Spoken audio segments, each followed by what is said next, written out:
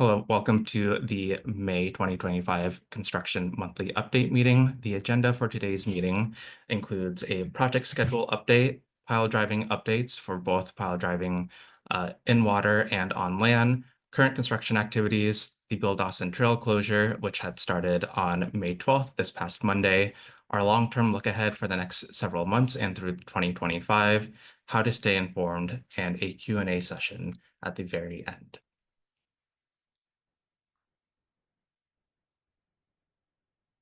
I'll pass it over to my colleague, Robin, to discuss construction updates. Take it away, Robin. All right.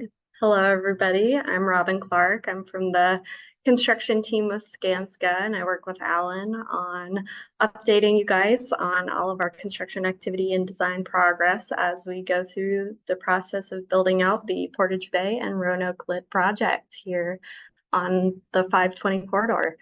So what you're looking at here on the screen is a graphic of the final configuration of the project. For those of you that are new here, a couple of those elements are going to include the new Roanoke lid on the west side of our project, as well as two new seismic upgraded bridges, the Portage Bay Bridge North and South, which will replace the existing SR 520 bridge over Portage Bay, and a new SR 520 trail and bike and pedestrian connection on both the east and west side of the corridor onto the Bill Dawson Trail, as well as the Roanoke lid there that you can see.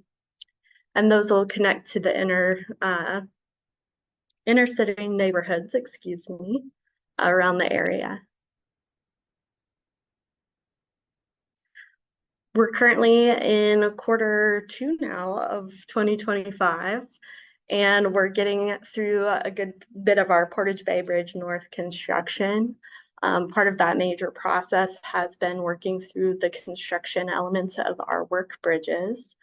For those of you who have been in our past meetings, the construction of our work bridges are going to allow us to access the major construction elements for Portage Bay Bridge North and South, which are going to be happening over the next several years.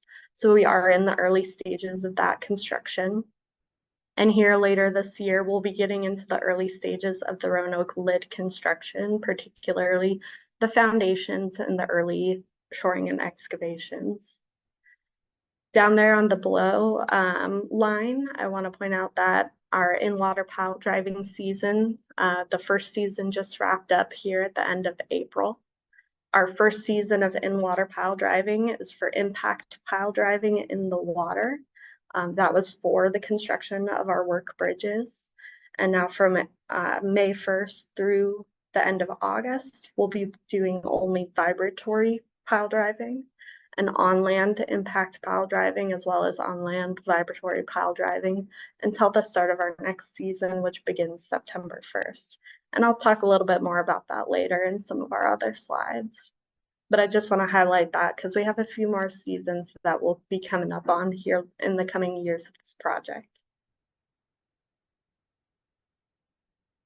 So on that note, we'll get into some pile driving updates.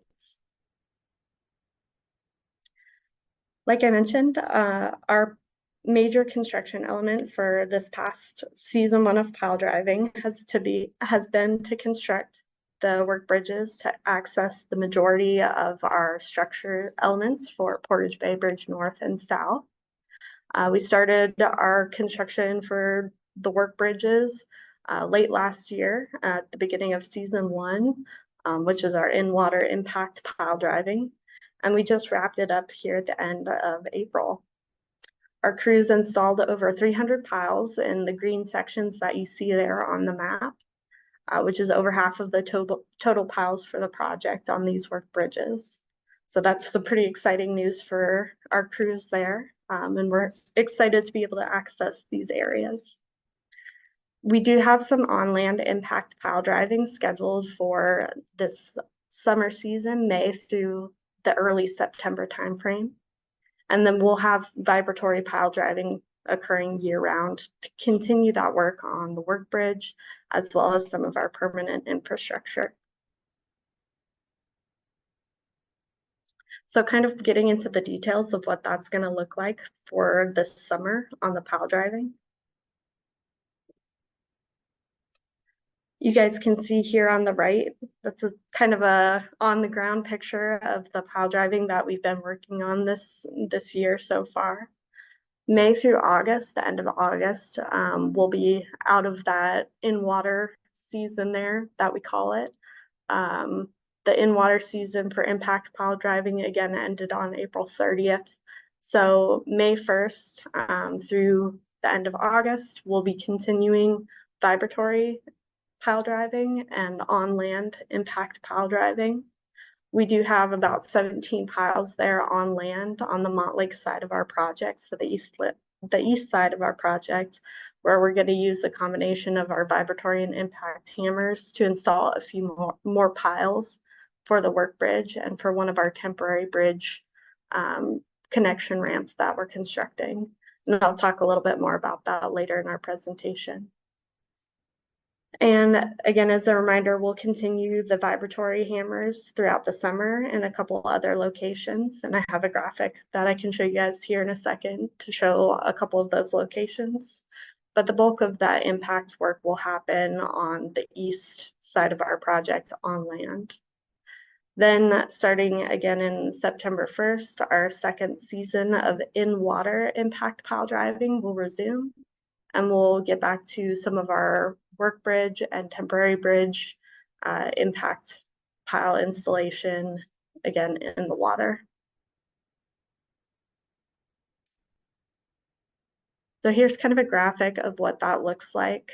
In the orange, you can see what the on-land impact pile driving is going to be for the summer. Again, we do have some limited impact pile driving that we're anticipating in this May-June timeframe. And then the purple graphic there, the kind of purple stripes, is where we anticipate our vibratory pile installation. So a little bit on the Montlake side, and then a little bit on the Roanoke and the west side of our project. That'll be to continue the construction of our work bridge and some additional access to get more, I guess, work area for our permanent infrastructure installation. Sorry, that's a mouthful. Robin, I'm gonna pause you for just Yeah. 1 second. It does look like the graphic that's on the screen may have a slight glitch on it. I'm Yeah. going to share a different graphic, so please Okay. hold folks online.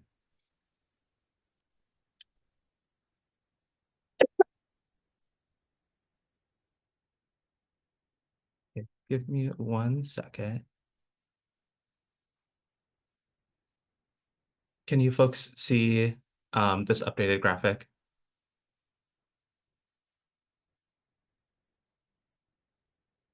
I think so. Are you sharing your screen, Dakota? I think we're still seeing Dakota's. Okay. We'll go ahead and make sure that the graphic is included in the materials that we're posting online. One of the things that I wanted to clarify based off of the graphic that was shown previously, it does show the amount of pile driving progress that we have completed thus far. It's a little bit of a different way to visualize some of the pile driving progress on the previous slide or previous slides that was drawn on our technical drawing, but just wanting to provide it in a different version for you folks. So we'll make sure that that's incorporated into the version that's uploaded onto our project website. So apologies for that little mishap. And we may be seeing it here now, Alan. Okay. Yeah. I'm seeing the graphic here now with kind of the larger green areas there. The season 1 pile driving complete. Hopefully folks at home, you guys see that on your screen as well.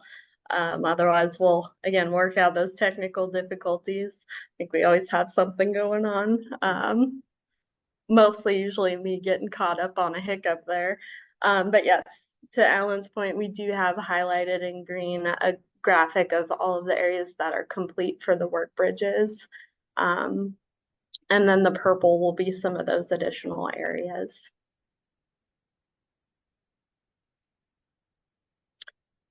So to talk a little bit more about some of the impacts versus vibratory pile driving that we're looking at, kind of a description of those for especially folks that are new to these meetings.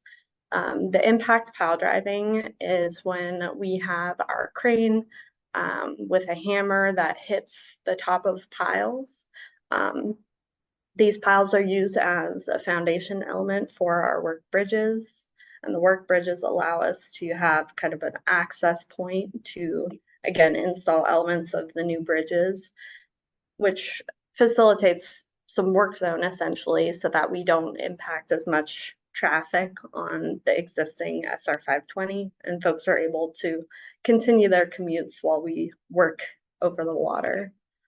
So again, the impact pile driving is when we're installing those piles and it essentially just makes an impacting noise and the hammer hits the top of the pile.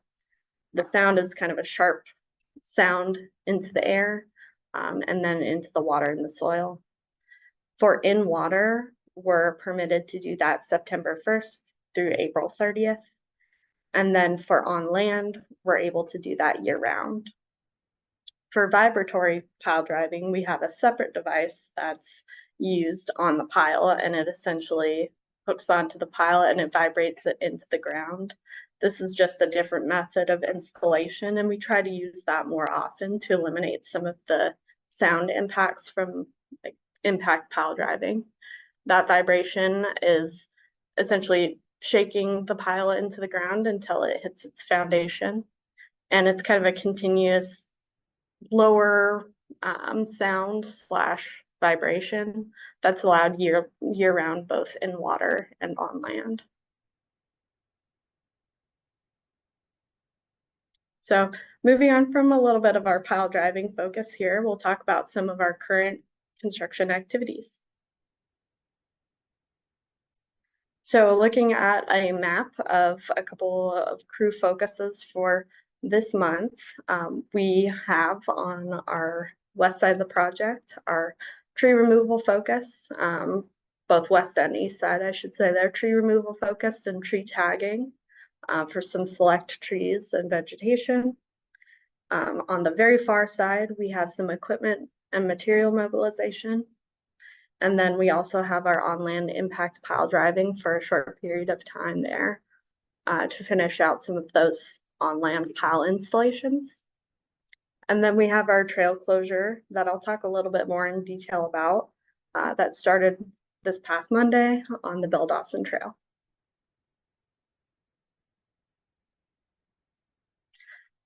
To highlight some of our summer construction hours, we're anticipating that our crews are going to maintain a typical construction schedule.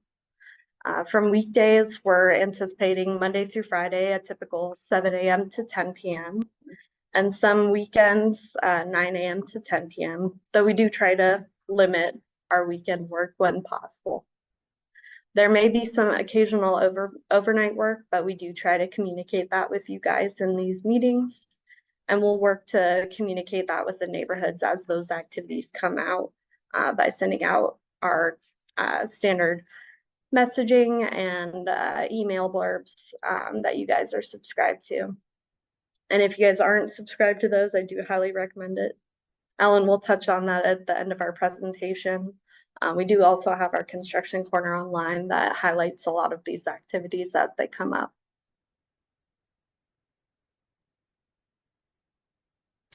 To touch on our tree removal schedule, we did start on the east side of our project there.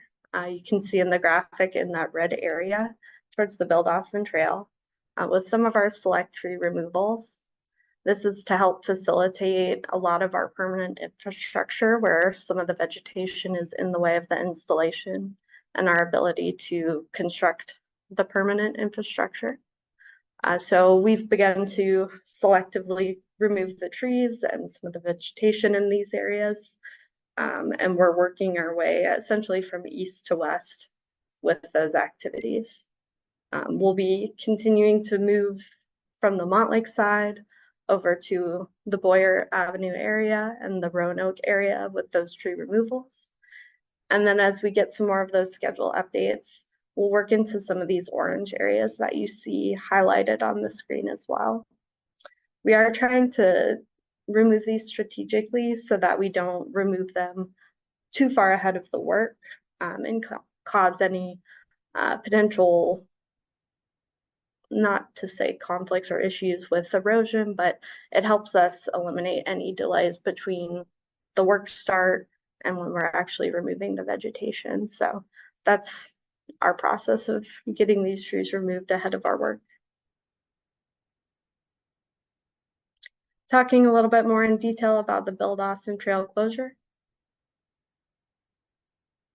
So on Monday, we started our long-term Bill Dawson Trail closure. The trail's going to be closed for 5 years, starting this past Monday. As you can see on the screen here, the section in yellow with the little X marks across it is where we have the section of trail closed. The signed detours that we have for pedestrians and bicyclists are there on the map in blue and orange. And folks are able to go about whichever ways they would like. But those are our recommended routes for the safest path for both folks walking and riding in the neighborhoods. So those sections will be closed on the east side of the Montlake Tunnel there, where that blue detour starts on the north side of the graphic. And then we will be closed right to the north side of the Montlake Playfield. So you will still be able to access the track in the Montlake Playfield area, but you will not be able to access north of that.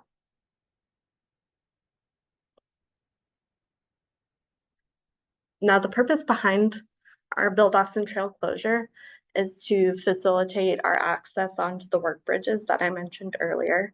So again, we've been constructing these work bridges on the north and south side of the existing 520 so that we can build out the Portage Bay Bridge north and south.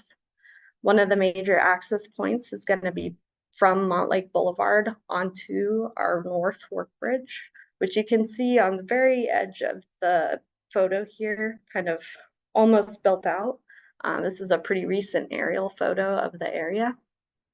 So as we start our construction in this area, now that the trail is closed, this is kind of our stage 1 process that we'll be working through this summer.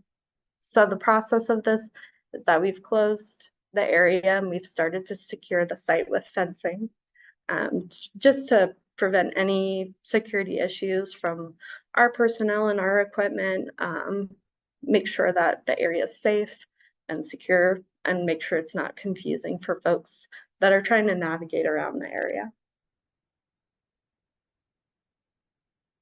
As we work into the next stage or the next part of that stage, we'll start to bring in our material and equipment so that we can build out this access onto the work bridge. So we'll, in that area in orange, that's where we'll start to stage that material. Then we'll start to create our temporary haul route and entrance. This starts from the Montlake Boulevard side, which allows our equipment to really enter and exit the area safely. So we'll build out that section of the construction entrance.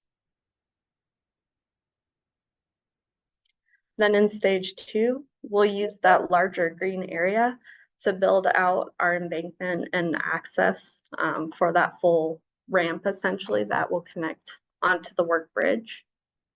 That'll be connecting from that blue area all the way down, kind of into that property south of the red line that you see towards the left side of the picture. And then it'll connect onto the work bridge.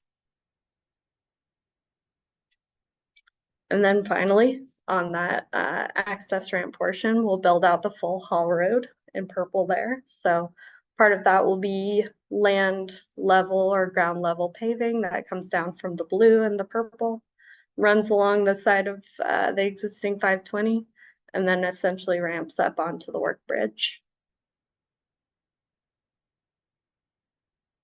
And then in stage 3, we'll get that area paved out with our access roads so that we can eliminate any environmental issues with track out or dust controls. And then we can utilize it as an access road onto our work bridge. This allows us to bring all of our equipment and material that we can't otherwise get onto the work bridges via barge so that we can install our permanent infrastructure.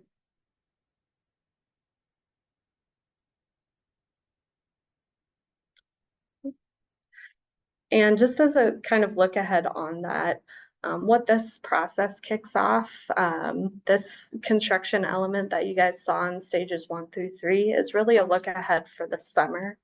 This will then kick off into our full process of the construction of Portage Bay Bridge North, Portage Bay Bridge South, and the regional shared use path. So that's kind of what you see here in the graphic, almost that squiggle-esque curve there. We'll have a regional shared use path that connects to our Portage Bay Bridge South, and then down to the future Bill Dawson Trail connection. So all of these elements are kind of what we're looking forward to here in the next 5 years. And that's the reason behind this full closure.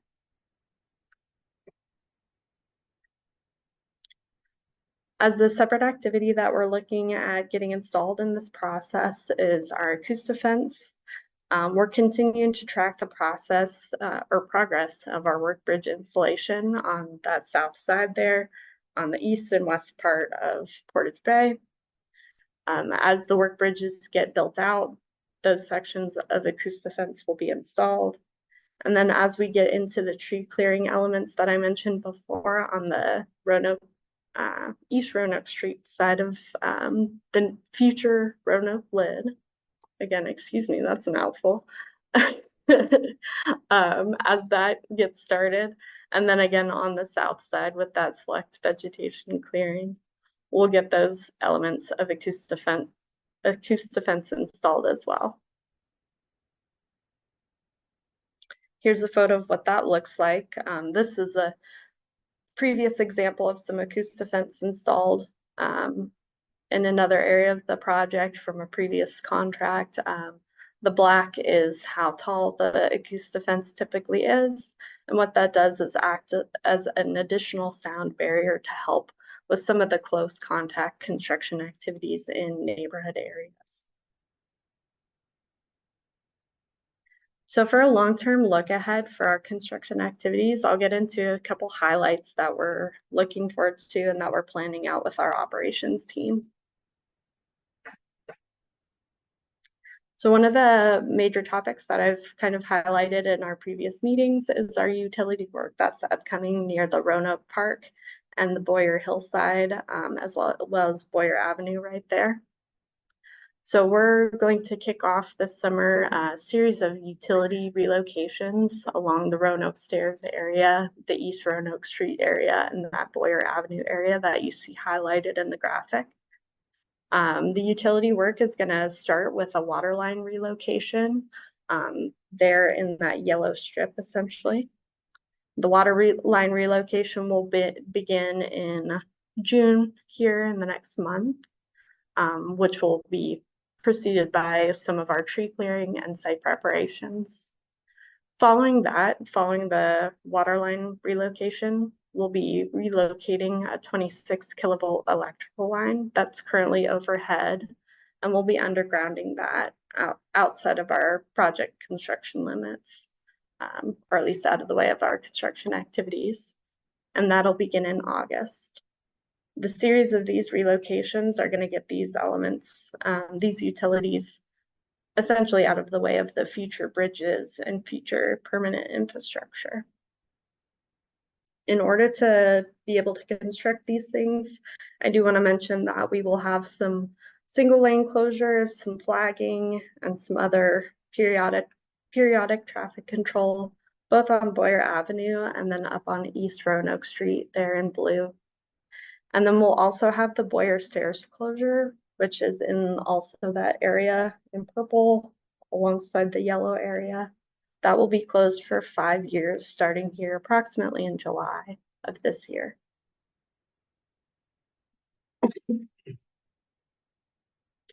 To touch a little more on the Boyer Stairs closure. So again, the Boyer Stairs, also known as the Roanoke Stairs, will be closed here in July of this year. And we'll be looking to construct that towards the end of our project and towards the end of that 5-year closure. The new stairs will include some improved handrails, some improved pedestrian lighting, and some improved landscape around the area. And it will connect in a similar layout and location as the current stairs do today. We're working through our preliminary design right now, but as we progress, we'll continue to share with you guys some graphics like this that you see on the right-hand side of what that's going to look like, so that you guys can see too what you're going to be looking forward to towards the end of the project. While these stairs are closed, the access around the area will be alternate routes through local streets and other areas as you guys are able.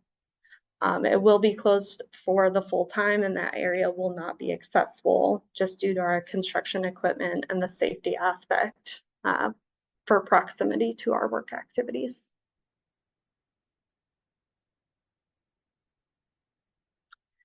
And then one more thing that I do want to talk about with you guys is some upcoming traffic shifts that will be commencing this fall.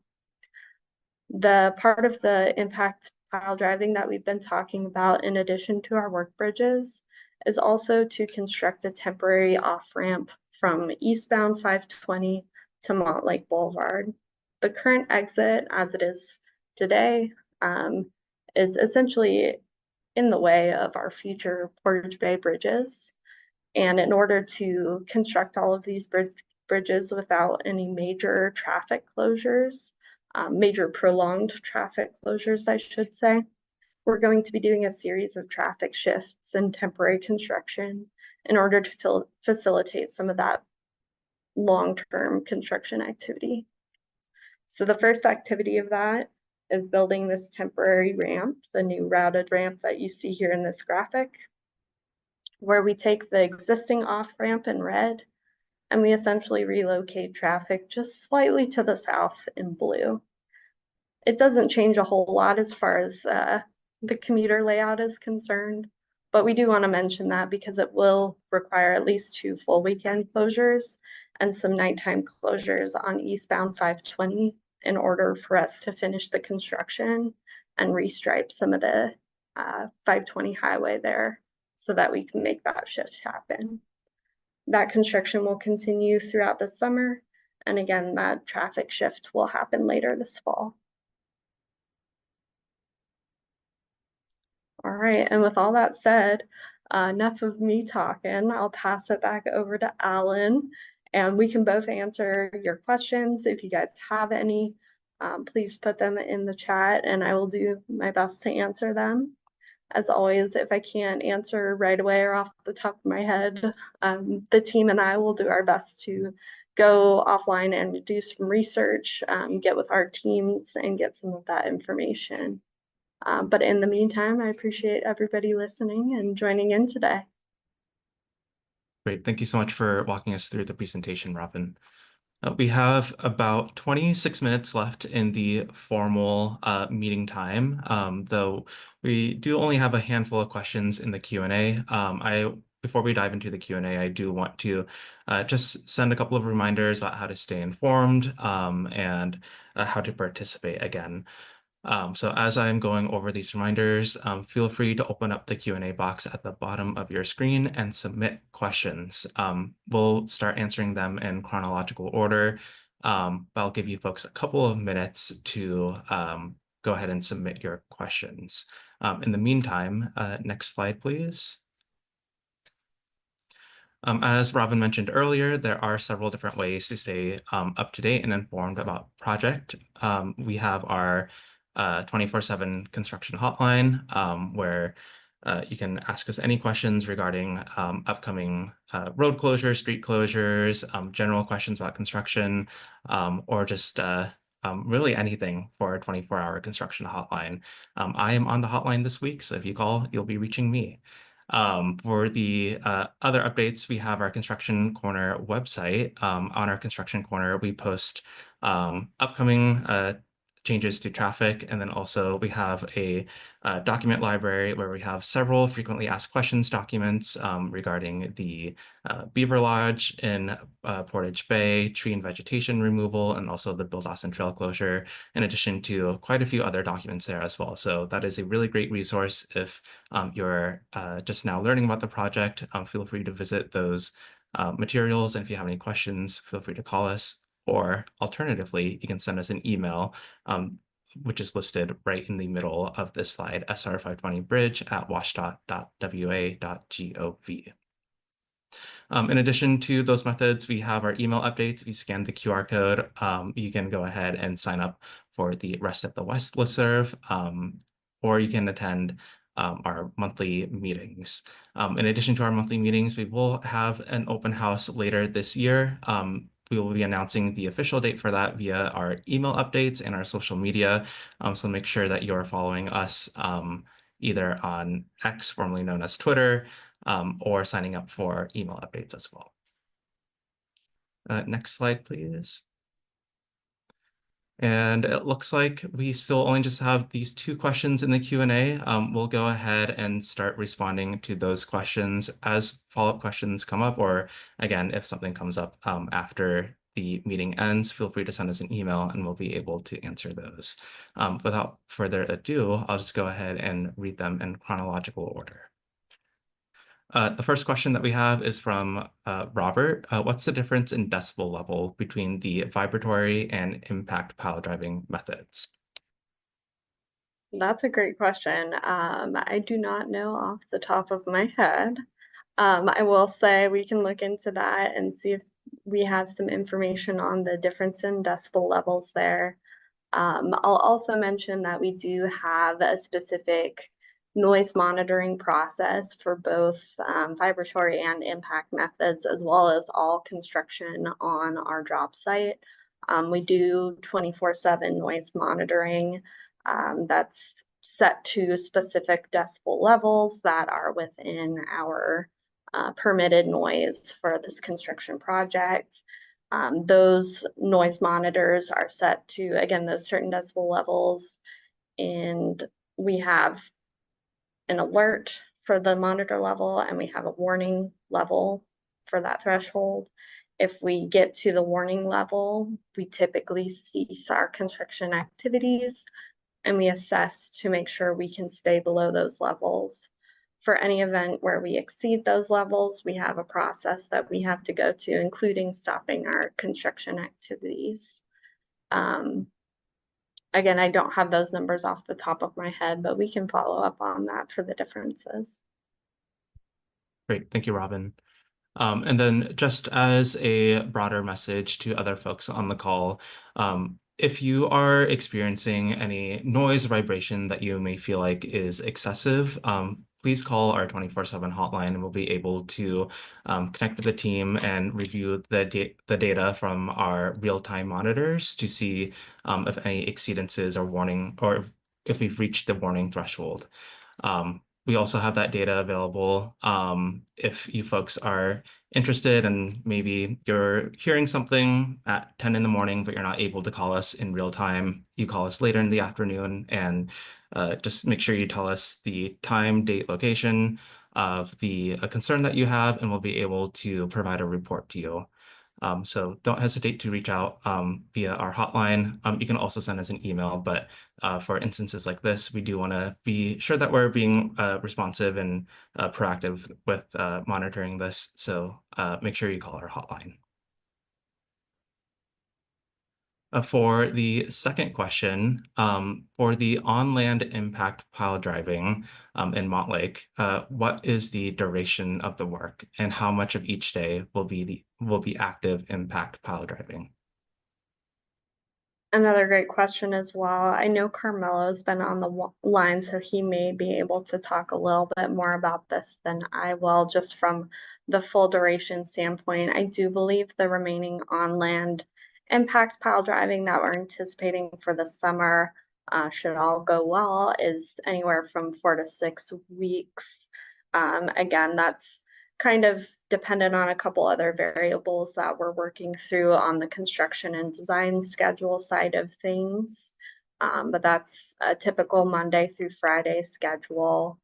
And what was the other question? How much of each day will be active impact pile driving work?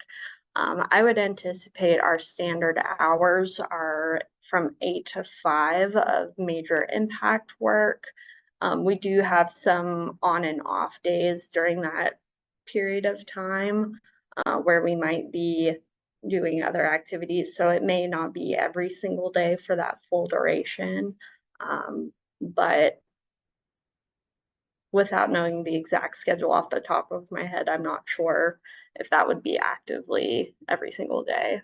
However, during the scheduled day for pile driving, it is fairly consistent for the impact installation. Great, thank you, Robin. We are planning to send out some additional communication via our email updates about our upcoming on-land impact pile driving. So make sure that you're signed up for those email updates to get the latest schedule with our work. And just to touch a little bit more on that, the impact on land work will be a very similar location and continuation to where the previous impact work has been for the work bridges. That'll be perfect. This map right here, where you're looking at in orange, that will be an extension of that green area where we've completed the work. We do anticipate only about 17 piles that need to be impacted, and that will get us through the bulk of what we need to complete for this summer activities. Great, thank you, Robin. It looks like we don't have any additional questions in the Q&A. I'm going to just give it probably half a minute in case folks are typing away. As a reminder, we do have our construction hotline and our email updates. If there's a question that comes up later, please do not hesitate to reach out to us via those channels. In addition to that, I'm going to try to drop a link in the chat as well. It has all of our resources for our construction corner, our WSDOT web page, and then a couple of our key documents as well. So this is a good resource for you to have on hand to share with your friends, families, neighbors, as they are curious about the construction project.